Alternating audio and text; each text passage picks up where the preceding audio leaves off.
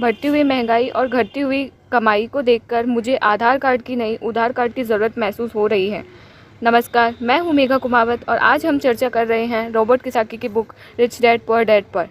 सच में Robert Kiyosaki की book तब भी उतनी ही प्रासंगिक थी, उतनी ही रिलेवेंट थी जितनी कि आज।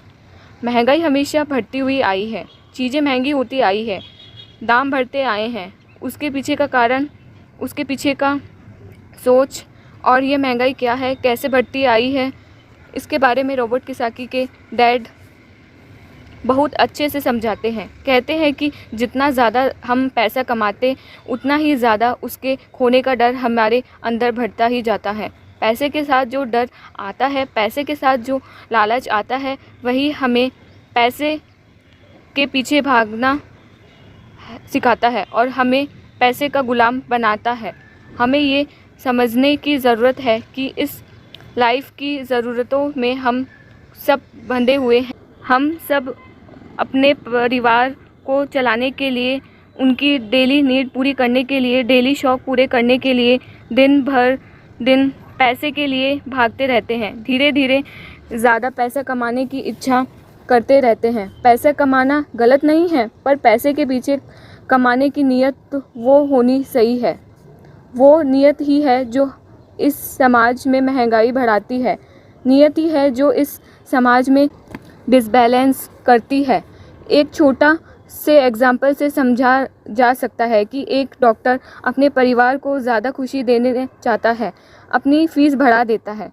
उसकी फ़ीस बढ़ने की वजह से सारी मेडिकल फैसिलिटी, सारी स्वास्थ्य सुविधा महंगी हो जाती है। अब इसमें गरीब लोगों को सबसे ज़्यादा नुकसान पहुंचता है। गरीब लोगों का स्वास्थ्य अमीर लोगों से ज़्यादा ख़राब होने लगता है। अब डॉक्टर ने अपनी फ़ीस बढ़ा दी, इसलिए लॉयर ने भी अपनी फ़ीस बढ़ा दी। लॉयर ने अपनी फ़ीस बढ़ा दी, अब स्कूल में टीचर भी अपनी फ़ीस बढ़ाना चाह रहे हैं और यह सिलसिला बस यूँ ही चलता रहता है। जल्द ही अमीर और गरीब होता जाता है और इतना बड़ा अंतर आ जाता है कि सोशल डिस्टेंस लोगों में आ जाती है। रिच डैड की बात सुनकर रॉबर्ट कियोसाकी ने अपने डैड से पूछा कि डैड, क्या कीमतें बढ़नी नहीं चाहिए? इस पर रिच डैड ने जवाब दिया, अच्छी तरह चल रही समाज और शिक्षित समाज में तो नहीं बढ़नी चाहिए। कीमतें दरअसल कम होनी चाहिए। जाहिर है कि ऐसा सिद्धांतों में होना चाहिए, आइडेंटिटी ऐसा होना चाहिए, पर प्रैक्टिकली ऐसा नहीं होता है।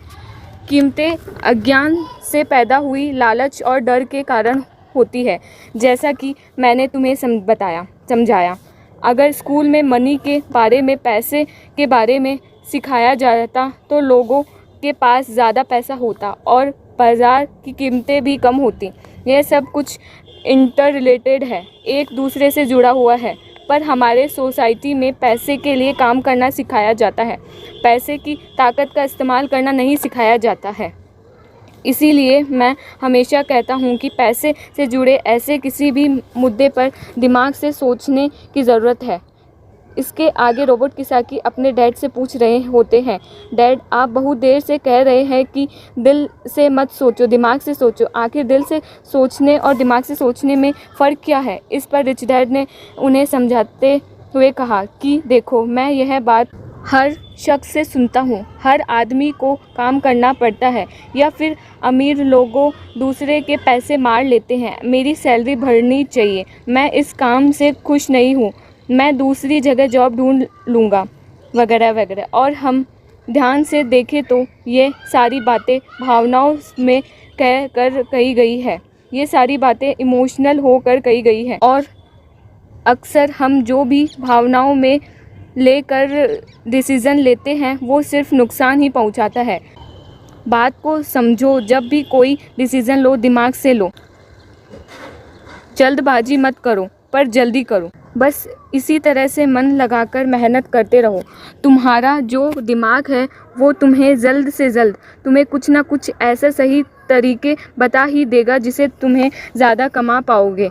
ऐसी चीज़ें देख पाओगे जो दूसरे लोगों नहीं देख पाते। मौका उनके नाक के नीचे होता है, अवसर उनके पास होता है, सामने होता है, पर वो उसे पहचान नहीं पाते। पर अगर तुम दिमाग से काम लोगे तो तुम उन्हें पहचान पाओगे, उन मौक़ों का फ़ायदा उठा पाओगे और ज़िंदगी में आगे बढ़ोगे। हमारे चैनल को सब्सक्राइब करें और बुक्स के लिए